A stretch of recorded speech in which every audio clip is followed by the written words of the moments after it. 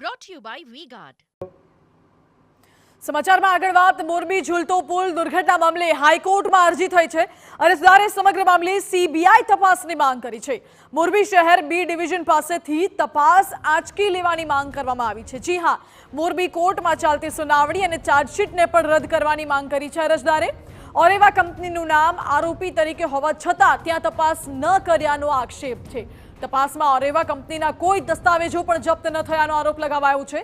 અરજીમાં ઇન્વેસ્ટિગેશન ઓફિસરની ભૂમિકા પર પણ સવાલો ઉઠાવવામાં આવ્યા છે. તો ઝૂલતા પુલ દુર્ઘટના મામલે મૃતકોના પરિવારજનોની માંગ છે. ઓરેવા કંપની પાસે 2 કરોડના વળતરની માંગ કરવામાં આવી છે. મૃતકોના પરિવારજનોએ હાઈકોર્ટમાં સોગંદનામું દાખલ કર્યું છે. કાયમી વિકલાંગ બનેલાને 50 લાખનું વળતર ચૂકવવાની માંગ કરવામાં આવી, જ્યારે ગંભીર રીતે ઇજાગ્રસ્ત વ્યક્તિને 20 લાખનું વળતર ચૂકવવામાં આવે તેવી માંગ અરજદારોએ કરી છે. હાઈકોર્ટની ખંડપીઠે વળતર ચૂકવવા બાબતે સૂચનો પણ મંગાવ્યા છે અને બ્રિજનો મરામત ખર્ચ સરકાર અને ઓરેવા કંપની સરખા ભાગે વહેંચે તેવી પણ માંગ કરાઈ છે. રોડ ટ્રાન્સપોર્ટ અને હાઈવે મંત્રાલયની ટીમને પુલના સમારકામની કામગીરી સોંપવા માટેની રજૂઆત કરાઈ છે. વધુ જાણકારી સાથે જોડાયા છે સંવાદદાતા રોનક વર્મા. રોનક, અરજદારે આ અંગેની માંગ કરી છે, જો કે હાઈકોર્ટનું કેવું વલણ જોવા મળી રહ્યું છે?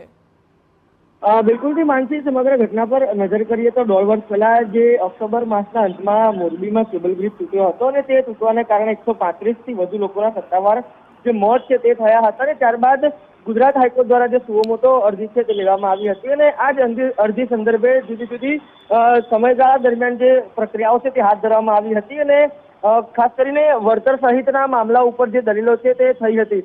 ઓરેવા કંપનીની પણ વાત કરવામાં આવે તો તેમના દ્વારા પણ જુદા જુદા જે પ્રસ્તાવ છે તે મૂકવામાં આવ્યા હતા. ઉપરાંત સરકાર તરફથી પણ પ્રસ્તાવ મૂકવામાં આવ્યા હતા. ત્યારે ગુજરાત હાઈકોર્ટનું અગાઉનું વલણ એવું હતું કે ઓરેવા કંપની તરફથી કોઈ પણ પ્રસ્તાવ સ્વીકારવામાં નહીં આવે, સીધા આદેશ થશે ને તે આદેશનું પાલન કરવાનું રહેશે. બીજી તરફ રાજ્ય સરકારને પણ આદેશ કરવામાં આવ્યા હતા. તમામ બાબતોની વચ્ચે આજે વધુ એક વખત જે સુઓમોટો અરજી છે તેના પર સુનાવણી હાથ ધરાય તે પહેલા પીડિત પરિવારો તરફથી જે અરજી છે તે કરવામાં આવી છે. જુદી જુદી 2 એફિડેવિટ છે તે કરવામાં આવી છે, જેમાં એક એફિડેવિટમાં જે સમગ્ર તપાસ છે તે સીબીઆઈને સોંપવામાં આવે તે પ્રકારની માંગ છે તે કરવામાં આવી છે. આ ઉપરાંત જે અન્ય એફિડેવિટ છે તે કરવામાં આવી છે, તેમાં ગુજરાત હાઈકોર્ટ તરફથી વળતર મામલે જે સલાહ સૂચન માંગવામાં આવ્યા હતા તે સૂચનો આપવામાં આવ્યા છે.